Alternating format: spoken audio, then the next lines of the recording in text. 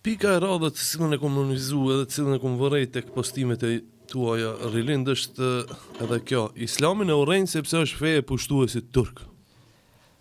Po edhe kjo ndërlidhet me argumentin e parë, sërish mënyra se si në të kaluarën kanë ndodhur gjërat për sot më janë të kapërdishme disa gjëra. Për realiteti ka qenë se gjithë veprojnë ashtu. Edhe tek shumë popull tjerë, siç është puna me vendasit e Amerikës Latine, nga paganizmi, nga politeizmi kanë pranuar katolicizmin e pushtuesit spanjoll. Mirë po sot janë krishtar krenar, në disa vende për tyre madje fe zyrtare është katolicizmi.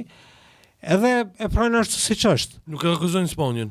As nuk akuzojnë Spanjën, as nuk me thirrë për kthim në fenë të parëve, as nuk është ndonjë kontroversë që madhe vazhdimisht të ndërlidhe me si e kanë pranuar religionin të parë tanë, a ka qenë me vullneta me dhunë, ka qenë ka shkuar dhe kjo është realiteti i tashëm. Ndërkaq sërish tek diskursi publik shqiptar, përmendëm thon feja e pushtuesit, thuhet se